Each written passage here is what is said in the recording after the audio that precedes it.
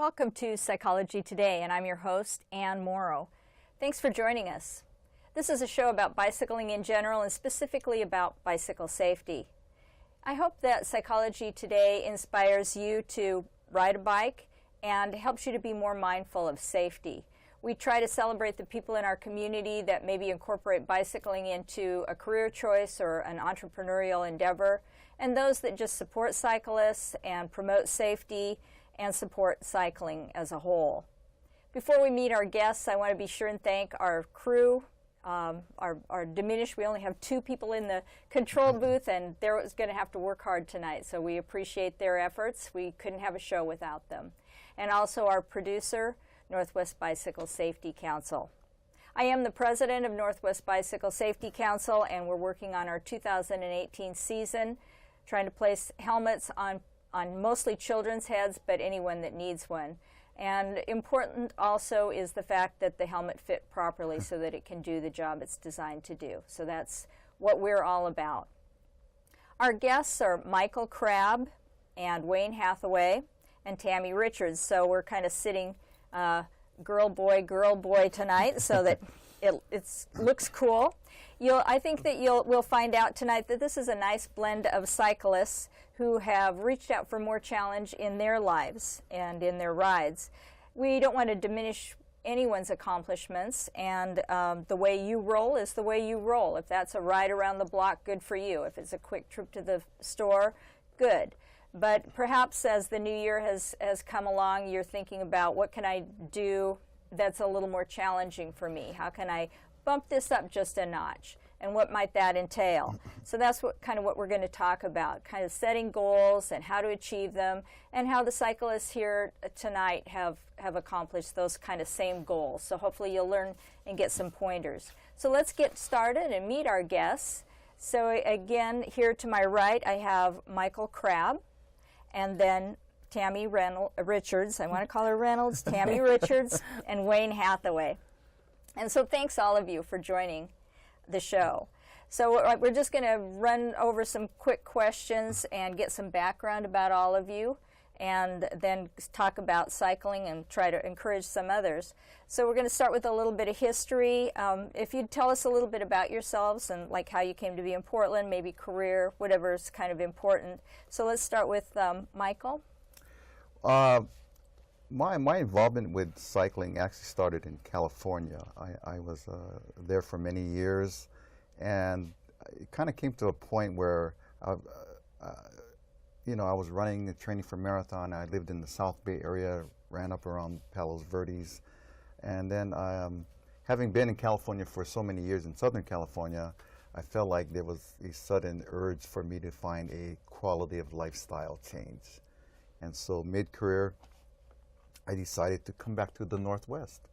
I'd gone to school here in Salem, so came up to here, and I was running at the time, doing marathon, and I was out in Sherwood one day running, and I don't know, I just felt my body was starting to break down, and I thought, boy, if I do this for another 10 years, I might not be, I could be hurt. And the bicycle just happened to go right by me, and I said, I can do that.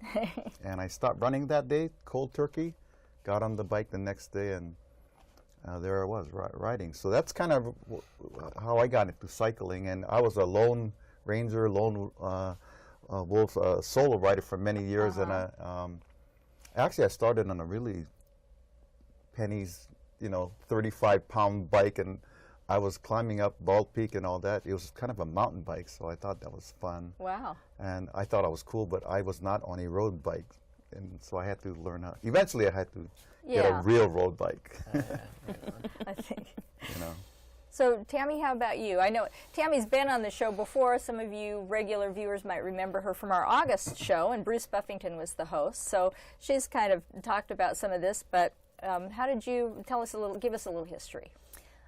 Well, I am an Oregon native. I've been here pretty much my whole life, with the exception of a few years that I lived up in the Seattle area, but mostly an Oregonian. And I started cycling because my my second son was born in 2009, and so I had 2 little boys at that time, and I thought, you know, I have to figure out how to keep up with these 2 little boys, because I was one of those moms who was of advanced maternal age. You know, I had kids after 35, so I needed to figure out a way to kind of keep up with them. And I liked cycling, and much like yourself, Michael, I went and got a mountain bike type bike. It was a hybrid kind of thing. And so I was basically biking from my local area in Scappoose, where I lived at the time, to the Starbucks, which was in St. Helens, 7 miles away. We didn't have a Starbucks. They have a Starbucks now, but they didn't then. And so I was just going to get coffee and then come back. And that was a 14-mile round trip, which was a big deal because I'd only ridden a few miles at a time. So my goal was, you know, initially I would ride there, and then my parents lived in Scappoose, and they would drive me back because it was too far at the beginning. So I worked my way up, and pretty soon I was doing the same thing. I was going out on some of these more challenging rides on this quite inappropriate bike for the job, and again, a 35, 40-pound bike. And later, when I got more educated and learned some things, I figured out that was probably not the tool for the job, and went and got a road bike as well. And then started cycling with groups a little bit more. I had a friend who basically told me about a ride down in California, the AIDS Life Cycle ride, and she said, "Oh, I've always wanted to do that." I'm like, "Well, how far is it?" She's like, 545 miles. I'm like, "I've ridden 7 miles." You're insane. But I watched a documentary about it and was instantly excited to do something like that, and I've done that ride now 4 times. So that's basically the group that I mostly train and ride with now, is my friends here in the Portland area that do that ride. But I've also done some Northwest Butts on Bikes ride and other group rides around. I did do a Portland Velo ride on that 40-pound bike. That was pretty hilarious. You did? I did. Wow. And how'd that turn out for you? you know, there was an incredibly kind and patient man, so kind and so patient, that led myself and my friend, both on wildly inappropriate bikes, on a nice, like, 15, 20-mile ride that was very doable. And man, was he patient, because we were so slow. And I mean, those guys are on fire. But yeah, he was very kind and very gracious, and we were way outmatched. But it was a good learning experience. Sure. And I was grateful because he was so kind and welcoming, despite the fact that we were wildly unqualified for that. So that is a good experience and a good recommendation for them. And how about you, Wayne? Okay. So I grew up in Vermont, and I grew up as a soccer player. That was my sport. And I lived out there and went to college out there. And so I was very much into sport and very much into team sport during that time. So much so that when I moved from Vermont out to New Mexico and continued in soccer. I played in men's leagues out there, and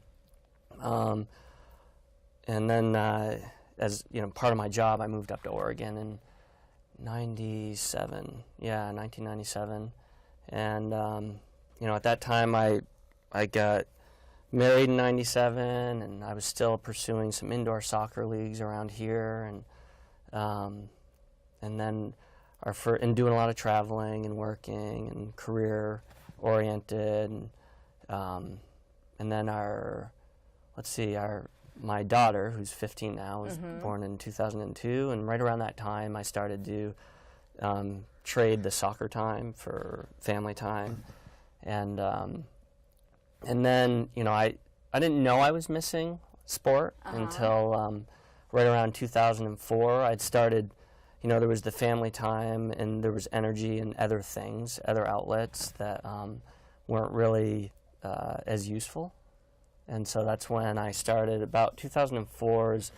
Prior to 2004, I'd done one triathlon on a mountain bike, and so it was on a bike that I think I was the last one to rack my bike to start the run, and so in 2004 I remember doing that, and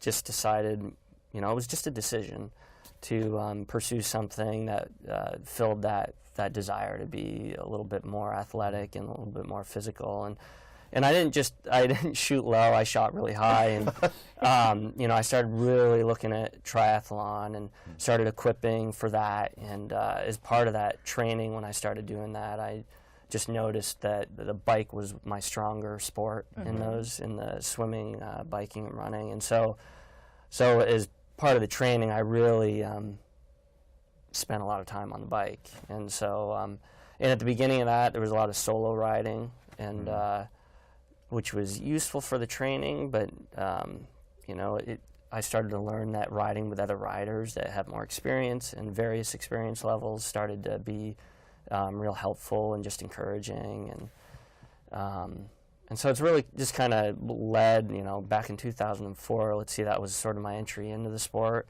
and you know, very quickly by 2007, I was doing some longer rides and just loving it, and so I never really looked back. Once I started doing that, you know, the lifestyle and the training. You know, the races were the cherry on the top, but the training was really what I still enjoy. So. Good. So you're talking about how you were always an athlete. So Tammy, were you always an athlete, or? No. I was like the anti-athlete. I was the person who took like extra classes in school to avoid PE. That was me. That's good. Yeah, I was no. Okay. I was always the person who said I will not run unless someone's chasing me. Yeah. I was not like that at all, and so that was one of the reasons why I chose cycling to start with. I mean, I'd done some various, you know, gym type of things. You know, you go to the gym, you lift some weights, and you know, yay, you went to the gym. And I was never really a runner, but once I was able to start cycling, and I'd done a number of spin classes and things like that, which I really liked. I thought it was pretty fun. I liked that kind of group training atmosphere, and I've done other group training types of things since then, not necessarily cycling, but you know, just different types of group classes, which I find to be fun. Nothing with dancing, though. No Zumba for me, because somebody might get injured by me.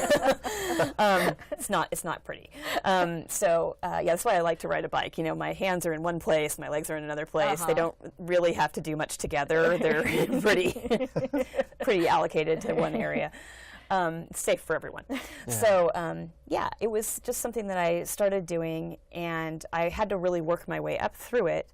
And I did do, when I really started to get into training for events and doing longer distance rides, I did hire a personal trainer so that I could work on other types of strengthening for my body, just to be able to maintain your body, your posture, all that kind of stuff for long distances.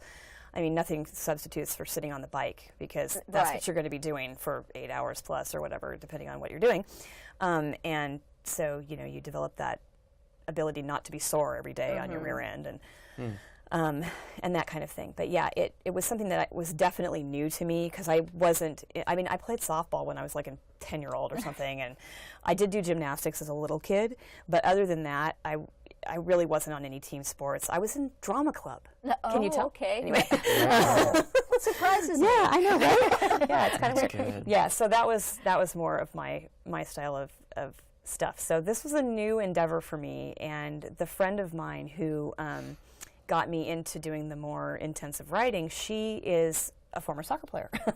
And what is it with you soccer players? And you're like, let's go get on the bike. We can't sit still. I know, right? We can't sit still. And but what was interesting was when we trained together, I was expecting her to really blow me out of the water, because she had always been an athlete, but it was such a different kind of experience for her, a different sport than soccer, obviously, that I think she and I, you know, we trained just as hard, because it wasn't like just because she had always been playing soccer, she was automatically going to be like the most successful cyclist ever. Now, I don't do any racing of any kind, so I'm an all endurance all the time kind of girl, or cycling for pleasure or whatever. So I am not a racer by any means. You will never see me out on a track or doing time trials or anything like that. That doesn't mean that I don't like to let the speed go periodically and keep up with the boys, but you know, it's just not really what I'm in it for. So. But isn't it kind of ironic that you avoided PE as a youth, and now I would think that if you compared yourself to your peers, you'd be like head and shoulders above most of your peers, because most people... yeah, for sure. I mean, it's one of those things where I never thought that and because of cycling, I've also been able to do other things that I never thought that I would ever be able to do. Again, running has always been the thing where I'm just like, no, I'm not doing that. I'm just not doing it. It's all these crazy people doing marathons. What is up with you guys? I mean, seriously, why? I have a car and a bike. I don't need to run. It's silly. It's for the sticker. Yeah, the sticker, that's right. Yeah. You didn't know? What are all these numbers on everyone's car? What is that for? I have one now. Anyway. And the shirt, the jersey, yeah. But because of that, like I mean, and again, my running skills are by no means of any type of competitive quality, but I was able to do 10Ks and 5Ks and I did run a half marathon, 3 different half marathons. I'm probably done with that, but 3 different half marathons and finished them. And then I did like the Spartan race one year. That was pretty cool. I felt pretty good about that, you know. So you know, some of those kinds of things, because I was able to build up so much more strength and so it just opened up a whole new world to you, not just bicycling, but just confidence and the ability to do different things. And as a side note for all the moms out there, it's always nice when you are able to tell your 8-year-old who refuses to get on the bus that you can throw him over your shoulder and put him on the bus for him. And I have done this. And he's like, just because you work out. So there are pros. There are definite pros to building up a little muscle. Yeah, a little bulk. So let's talk about recent cycling, and Michael, why don't you start? So all of you are involved in cycling now. It's kind of the dead of winter, so it's kind of slightly a lull anyway. So Michael, what's your passion right now, and what gets you in shape so that you can participate in what you want to do? Well, I would say for me, it's my passion for cycling has evolved. When I first got into it, it was like looking long term, and my goal in life is sort of going long. And I say that because, you know, when we think about our lives and this crazy style we have, you know, I attribute my cycling passion because of my goal for living long and going long. So therefore, I've evolved from just a recreational cyclist into, I guess now they would call it endurance cycling. And I have a lot of good friends that I ride with in different groups, but some of them have really encouraged me. A good friend of mine, Tess, invited me to do this ultra marathon thing, and I'm saying, how long is that? She goes, 140 miles. That's a long way to go. And so that was kind of my long-term, it was about a year goal. So in my mind, I like to challenge myself. So in order to do that and train properly, because I had to do the same thing for marathons, so I started training with different groups. I mean, you mentioned Northwest Bob's Butts on Bikes. I started training with them, and I wanted to kind of increase my level of training. And so I would go out on these rides with Paul Johnson, and I would say, Paul, what do I need to do? And he left me with this phrase. He called it, the magic is in the hills. That's right. So anybody who's ridden with Paul will know what the magic in the hills means. So I started training on hills. I mean, I went for it. I mean, Logie Trail, Bald Peak, started doing all of those, and that really helped change me a lot physically and condition-wise. And so, the other part of my involvement has been seeing what the Northwest has to offer. And so I've ridden with guys like Ed Lanton, who took me out to Lolo Hills and got to see Mount Hood from a completely different perspective. So if you go up that Lolo Hill, don't forget to turn around and look back, and Mount Hood will be right behind you. And so my training right now, I would say I enjoy getting out there and doing long rides, and try to make it interesting. Yeah, for myself. So I train, and so people say, you're crazy, but you know, if you're going to go long, and some of the things we do centuries, I'll do maybe a half a dozen centuries in a season. But I think I'm pretty much ahead of this year right now. So I'm doing some pre-prep off-season training, some cross-training too. Okay, we'll talk about that in a little while. But yeah, Wayne, how about you? I mean, your passion apparently is triathlons. Yeah, But bicycling. Yeah. So, wow, that's good. Like now, in the off season for this year, it's been swimming. Oh, okay. I mean, getting in the pool is for a while. Doing laps can be monotonous. But if you've got some regular routines, for me, being routine and being intentional about the kind of swim that I'm doing makes a big difference. If it's going to be a long swim or if it's going to be interval training, so high intensity. But that, and I'm not getting any younger, so so I tried that, and I'm here to tell you I don't get younger.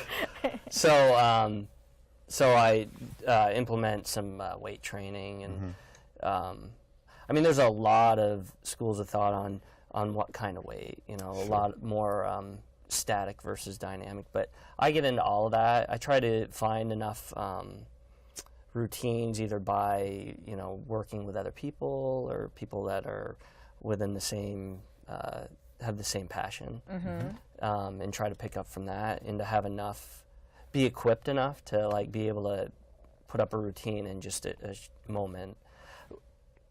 I guess, like, if I look at my introduction into sport, and especially into triathlon and biking, it's been an evolution, like you talked about.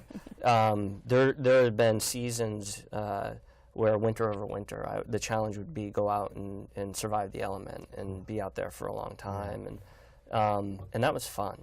But then after a while, I had to change it up. And so now, I do a lot less on the roads when it's this sort of weather, so I don't lose the enthusiasm. I suppose, the evolution continues, and the elements are still out there, and they're fun to.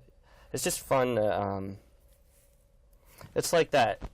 It's like you either think you can or you can't, and either way you're right. And that and so that, like, the being an endurance sport, and setting a goal and then just increasing it a little bit has been real satisfying, and so yeah. So speaking of goals, what kind of goals do you have for 2018? That's funny. Well, I really like being on the show because I hadn't thought a lot about it, but I have started. You got to be careful what you say to other people, because then they might be listening. And well, we're going to hold you accountable. Yeah, I know. So this year, in a brief way, I'll share that I hit a wall about a year and a half ago in training, more of a burnout. So I had to take it easy, so that I wouldn't lose the enjoyment of it. I just, as you mature, you hope that you learn a little bit about how you're wired, and so I took a little bit of a break, and this is sort of the, I'm jumping back in more recently, and looking to re-engage with some of the events that I've done in previous years, where I've done some, some sprint distance, Olympic distance, and then half iron is sort of the sweet spot for me right now. So in 2018, to get back to that level, and then 2019, we'll see, because the Everest of triathlon. Yeah. I don't know if I'm right in saying that, but for me, it would be doing that Ironman, and I think that's the next year. Okay. So that sounds good. Yeah. So are you maybe going to be a little more selective in what you do this year, so that you don't overdo, burn out? Yeah. So my experience with that is yes, and that's funny. If you, like, I've done enough reading. You read about the sport if you're into it, and if you're intentional about it, and that's one of the things. I've learned that recovery is equally, if not more, important. Now in my later years, and so just striking a good balance, which is not easy. No. Sometimes. But again, as you get older, I think that you do become a little more mindful of the balance aspect of it. And your body kind of convinces you need to think about that a little bit. Yeah, you can't overcome that part of it. It'll limit you. Yeah. And that the mindful part of that, I mean, that really resonated with me. Is if I weren't, like I can be paying attention. The thing I love about the sport is if you're paying attention to your body, it's gonna tell you where you ought to be and if you need to take a break. And if you don't pay attention to that, you know, that's where you start risking burnout. Yeah, yeah.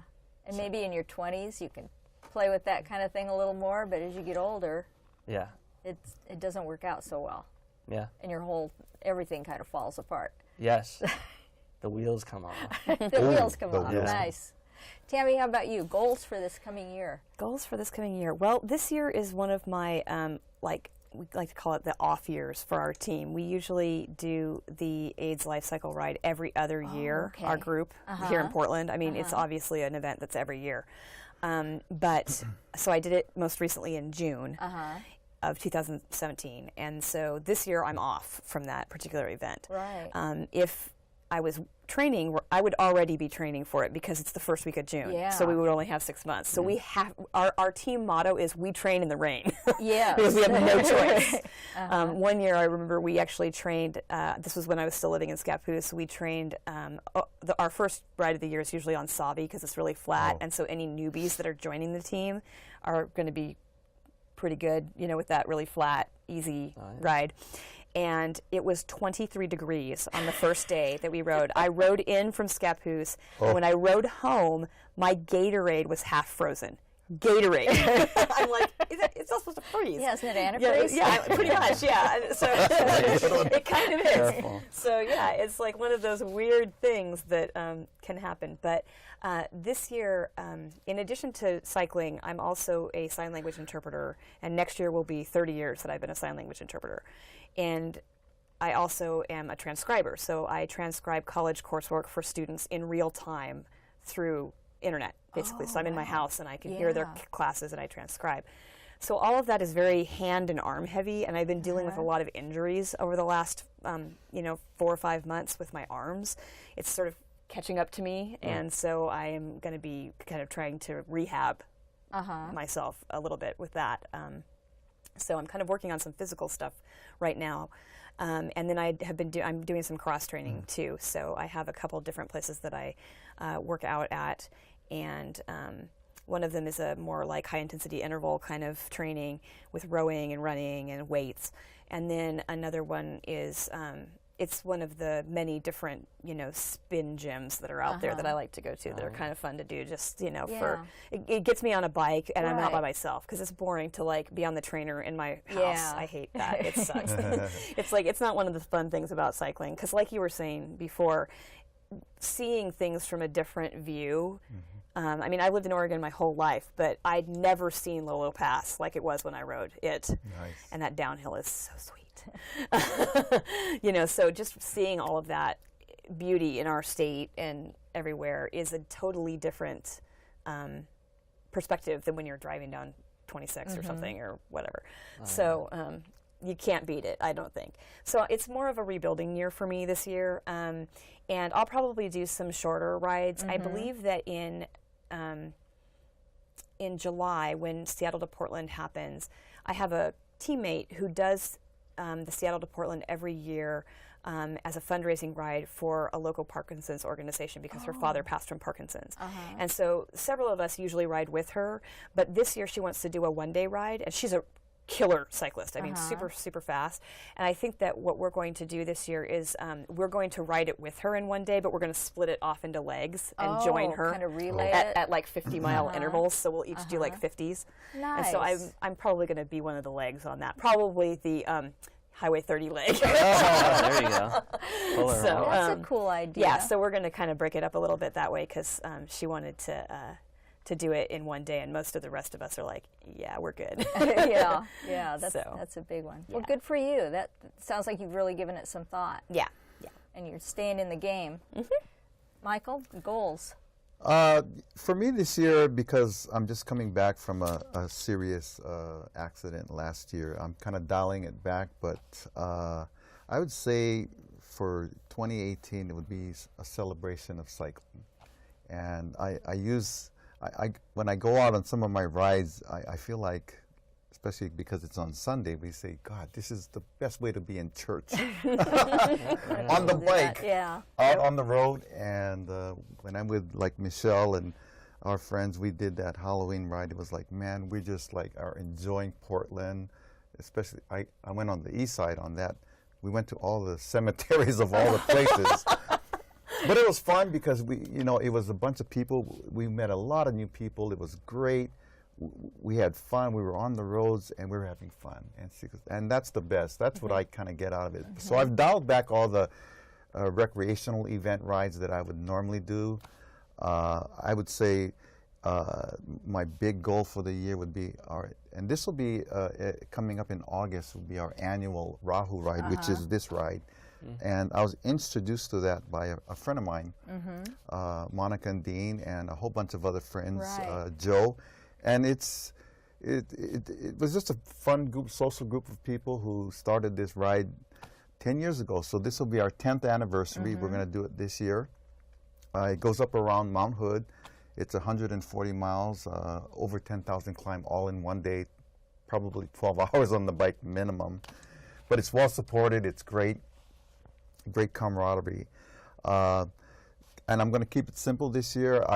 I haven't done Crater Lake, so I like to do Crater Lake. And then I'd like to get out there on that Mackenzie Pass ride. Oh, yeah. And hopefully the snow will be 10 feet high so I can get out there and just kind of do those rides. I'll try to do STP, the one-day STP. But I would really like to do the RSVP to Canada. It's awesome. I understand that's a lot. It's stunning. More, did that many years ago, and you it have? was really It's great. wonderful. I've done it too. It's So really good. that's on my radar, and Ramrod is there too. But more what do you say, scenic rides with a lot of good friends that Scenic and social. Yes, and then I'm also going to incorporate some other hiking inside there too, as well, just on the side to work the other muscles. Mount Helens, here I come. Yeah. Well, good for you. Well, let's take a quick break. We'll have a video, and then we'll come back and talk some more and hopefully encourage you to be riding your bikes as well. Let's watch a video.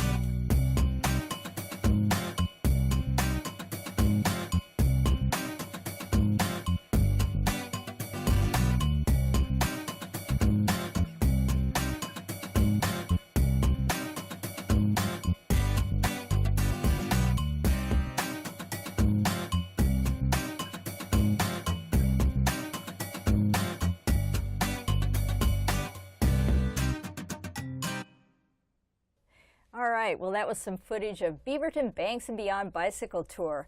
And it's an event that Northwest Bicycle Safety Council has put on in the past. We won't be doing that in the future. But for those of you who haven't done an event bicycle ride, they look much like that.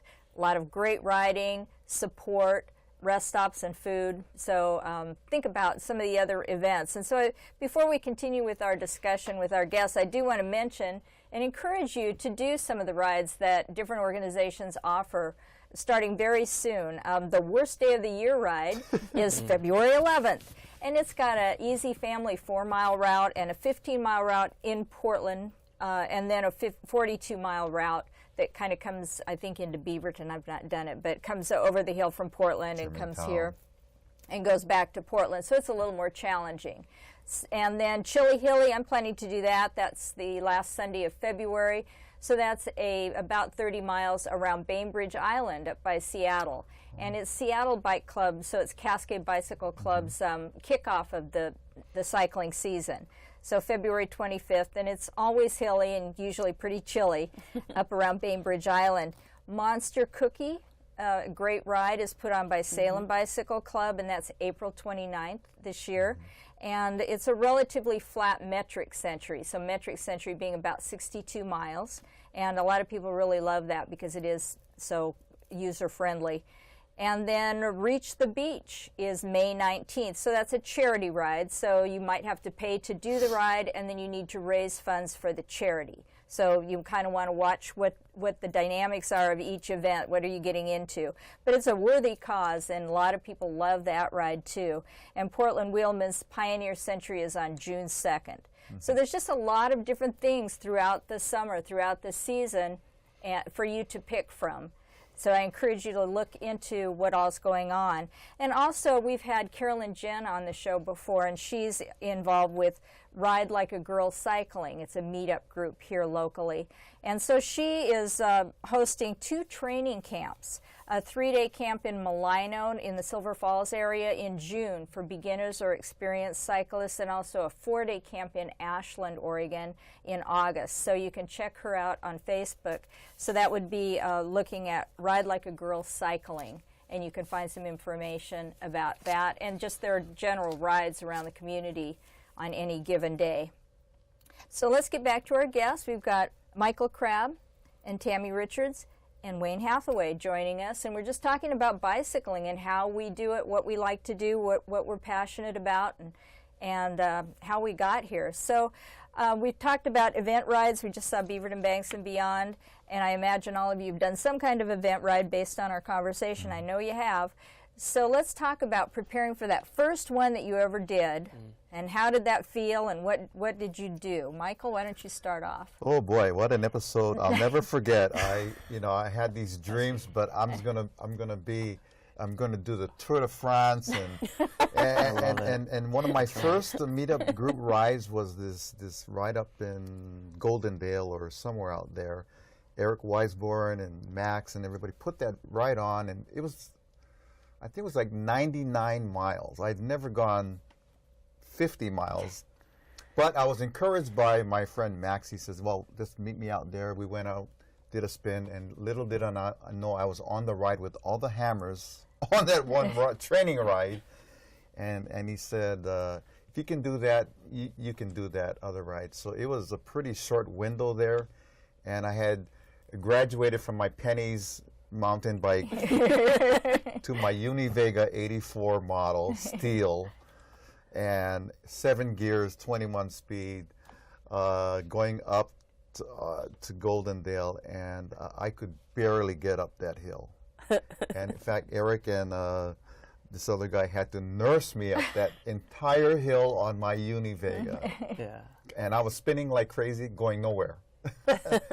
And I got the old hand on the shoulder that maybe this would be a good time for you to sag up to the next place. What does that mean? You're going to get in the van, and we're going to take you up about 10 miles.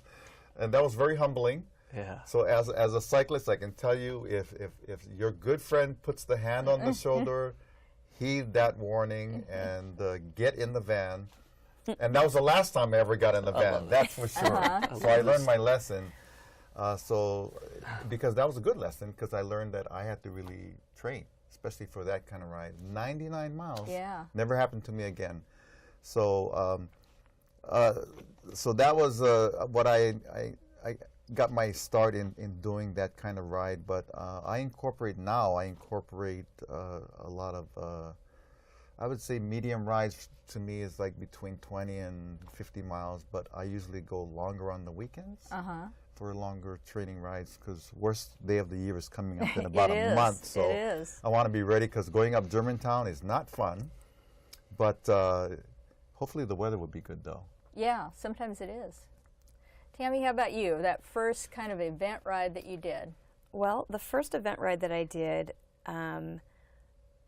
was the Tour de Lab Big Dog ride. Oh, yes. Oh, yeah. So Tour de Lab, you basically go to all the different Lucky Lab brew pubs. I don't even drink beer, and it's like 10 in the morning, so I'm like, really? I don't know. But I did it because they had some really good support, and it was the very first organized ride that I'd ever done, where there were, you know, people who were actually like putting on the ride. It wasn't just like a group of friends hanging out or whatever. Right. It was more like a planned event. And it's fun because you get like little souvenir stuff at the end, and I was really excited. It was like, I think the Big Dog ride is the longer of the two options, and I think it's like 30 miles or something like that. It was really not like super, super long. People are like, 30 miles? It's not that long. But I was really excited because there is some pretty hilly parts in it. Sure. Not super bad, but definitely hills, especially for newer riders. And I was really excited that I made it all the way up. You know, I think you do Council Crest on that one, don't you? Or somewhere right around there. There's two big climbs in there. Yeah, 2 big climbs in there. Yep. And but it's somewhere around there.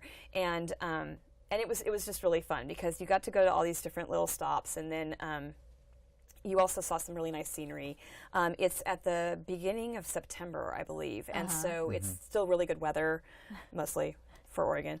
And so you're less likely to be in a deluge or something like that. So it was a really good time. That was still when I had my mountain bike, so it was not the easiest thing I'd ever done, especially on a mountain bike, because I chose the longer distance. But it was definitely a good starter ride, and I really enjoyed that one. And then I think that the next organized ride that I did was the next month, and that was the Harvest Century. Right. And the Harvest Century, I jacked up my mileage from 60, which was the max that I'd done, to 100 miles. And it took me 9 hours of ride time. Still on your mountain bike? On my mountain bike. Oh my gosh. It was ridiculous. And I would never recommend that you jump your mileage up by 40 miles in like a minute. That's probably not a wise idea. The finish line was still up when I got there. Tents at the were end. there. I was like, yes. I also realized the value of a truly waterproof, not just windproof, but waterproof jacket. Yes. They're expensive, but they are so worth it, especially in this state. Yep. So, you know, that was something that I could have done better at. But I was so new into the sport that I didn't have all of the gear. Now I have like so much gear. Yeah. And multiple copies of gear. But at the time, I only had like one thing of everything. And it takes, I mean, like any sport, it takes time to amass all of the stuff that goes with it. It's a little bit ridiculous. Which stuff is the best Yeah, stuff. which stuff is the stuff that really works well, and which stuff is the it'll do stuff, but not the greatest stuff. So, so that was my very first century, was the Harvest Century that same year, which again, it worked out okay. I was not permanently injured from that, but it was something that was definitely a bit of a leap. And you must have been stuff. exhausted. I was on a absolutely mountain bike. dying by the time I was done. I mean, Yeah, it was very, very tiring, but I felt really awesome that I finished it. Yeah, but you should. It was something where I was like, wow, that was probably not the wisest course of action. And yes, I totally agree with you. If somebody says, maybe sag in there, just do that. That would be a good time. It's a wise and kind thing to do for a friend. Wayne, how about you? Oh, okay. In 2000, so this was 2004, so trying to remember back there. So my first event was, it was in Troutdale. It was a sprint triathlon, so the distance on the bike was going to be 10 miles. And this is after for Father's Day, I got my very first road bike. So I had an aluminum Wow. frame, and so I was ready to go. And you know, I don't know if I would call my goals realistic, and I can say after having done it, it was a little bit, I was shooting pretty high, and I didn't have a lot of bass in me. So, but it was, I mean, it was good enough. I mean, it was fun. The next one is more memorable because, so in that same year, the Troutdale Triathlon, that was a sprint, and then Hag Lake a lot later in the season, they were doing an Olympic, and so that was really, for that year, that was like the A race for me. And I remember I had a friend of mine who races in a much higher age group, much beyond my experience level, and his name's Doug Galloway, and I remember in that race, you know, feeling it and really feeling it, and seeing him as I was just heading out on my run. He was just finishing up on his run, and so it was for me, that was a very humbling experience. And I don't think there is no bad. You can't do this wrong. I don't think. But it was, it really right-sized me, and it started to help me like get realistic with my training. It started to get me more intentional about, well, how am I going to go about building a good foundation versus just, you know, try to super excel, and just be more realistic and be more humble. About the way I race. I remember that before I got into that sport, I did my one and only marathon. I remember just before that marathon, I got some really wise, just information from a friend of mine, which was, you know, anybody can run a marathon. It just takes work, and you know, and that's, you know, what you got to put in, and so that was good. That was good advice. Yeah, you can read about a lot of this stuff, but until you kind of live it, then it really comes home for you. Yeah, and you think somebody gives you a suggestion, for me at least, you know, be careful, or do it this way, or be disciplined. And, you know, I like to think myself unique until I've then experienced it, and it's like, and it's all worthwhile experience, and then it matures into the next. But I think we as writers, we all take all this information in.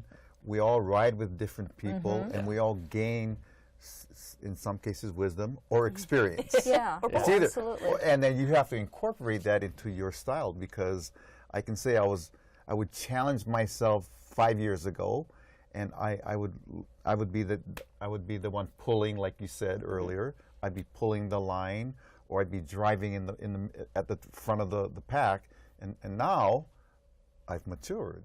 So now I kind of dial it back. I'm now the sweeper on group rides, or my intention out there is to enjoy the ride and celebrate the ride, and smell the roses. So that's a whole different kind of riding altogether. That's a good one. Well, let's talk about how we eke out time. We all have other stuff. We don't just get to ride our bikes all day long. So, Wayne, I know you mentioned a family, a daughter, and you know. So, how do you make time for this? It's not easy. So now it's not just the daughter. I've got a son that's 11. My daughter's 15.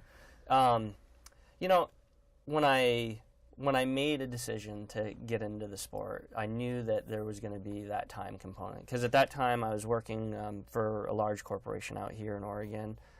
You know, I had to strike the right balance. So there was some sacrifice in, like, learning, well, if I get up early, you know, it was almost like experimenting with how was I going to respond? How was my body going to respond? And so that, you know, there was the early morning workouts, and some of those rides, being equipped for that was important. I knew that it was important. So, you know, really lighting up the bike. And so, you know, that's how I would get in. A significant amount of time on the bike would be getting up at times people don't usually like to talk about getting on Exactly. You see wildlife kind of running through your headlamp and your highlight, and so there was that, and then it was, you know, even at work, finding a way to be efficient enough to where I could give some time into my lunch hour and maybe a little bit more than that, where I could make that up on either end of, you know, a work day. And so, and part of that is, you know, the benefit of, you know, if you work for a good company that gives you a lot of autonomy, you get to make some choices in that. So, and then the other part of that is not cutting out the family part. And so, like, if you're sacrificing the sleep, how is that affecting my ability to, like, keep a good attitude here with the family? And you know, that didn't always look very pretty, so I had to change it up. But for me, it was experimenting with what worked best. So, yeah. And so some of these events, you're gone probably all day. Yes. So, you know, do you like the events on Sunday, so Saturday is family time, or do you kind of Yes. deliberately make those decisions? Oh, yeah. Yeah, they were very deliberate decisions. So like, as an example, like, trying to train for one of the longer distance and putting in a long run and a long ride, and trying to squeeze that into a weekend with the family. A lot of that had to do with, you know, a lot of this is like fueling. Am I eating right? Yeah. Am I sleeping right? And then it was, I can put in that early ride and follow that up with a run later. Or if I could put something in the middle of the week where I could squeeze that in, then I wouldn't sacrifice the whole weekend for some of those longer events. But when it came to the events, making it a family event, which is something that I learned. I wish I had learned that earlier, and I know that now. My experience is that, you know, getting the family to, and not making it all about me, but also about them. Yep. So, yeah. Good. That sounds like a lot of good information. And Tammy, you too have a family. And I do. I have two little boys that are almost 9 and 11, and my husband has been incredibly supportive. So, I mean, it goes without saying that without a very helpful and committed partner, sometimes it's much more difficult to try to balance that, especially if you have kids. yeah. My husband works in Salem, and we live here in the Beaverton area, and so 4 days out of 5, he's in Salem all day, and so he doesn't usually get home until about 6:30 in the evenings. So I can't do any working out until after he's home, unless I do it during the day. Now, the cool thing about my job is I'm an independent contractor, and I pick jobs when I want to. So I can make a schedule the way that fits my day and what I need to do. And the fact that Beaverton School District gets out, you know, 90 minutes early every Wednesday, and you know, all that kind of cool stuff. So, and then also I have the kids' activities that I need to take them to, and that kind of thing. The other thing too is that both my husband and I are really big on the whole work-life balance thing. So, while we certainly do things as a family together, and I agree with you very much about making the event like a family kind of thing, the kids love nothing more than to come and cheer and throw licorice at people and, you know, all kinds of stuff. You know, they ring the bell, the cowbell, and all that stuff. They think that's great. Hold signs and all that kind of stuff. But we have a kind of a system that we've worked out, and we've done this since the kids were pretty little, where on Saturdays, those are the days that I would do my long rides and my training rides and that kind of thing. And also, you know, whatever I want. Basically, that's Tammy's day to do whatever she wants. And Dad is primarily responsible for making sure the kids get fed and get to the birthday party and that kind of stuff. And then on Sundays, it's the opposite. So Dad gets to have a day to do whatever he wants to do, and I'm primarily responsible for doing all the family stuff. And again, we do stuff together. You know, the kids have a soccer game, we all go, you know, or whatever. But we have a little bit of an agreement that we get some time for ourselves, and we can use that time to do whatever. If you want to go ride 100 miles, party on. My husband's like, I'll be at the Xbox. Anyway, you know. Well, I'm going to interrupt you because we're out of time, but I think the underlying theme is make some deliberate choices and communicate with people, and it'll work. It won't happen if you just kind of hope it's going to happen. So get out there and ride your bicycles and try some of these events. Thanks for joining us for Psychology Today. And I hope that you ride safely. And I hope that you've gotten some good information and some encouragement to get out and ride. We've got rides, Bruce Buffington and I lead rides through Portland Wheelman Touring Club, so go to their calendar, pwtc.com, and I mentioned Carol and Jen's Ride Like a Girl Cycling. They mentioned Butts on Bikes. There's lots of groups to ride with, and your learning curve will go a lot faster learning about riding and cycling safely. See you next time. Thank you.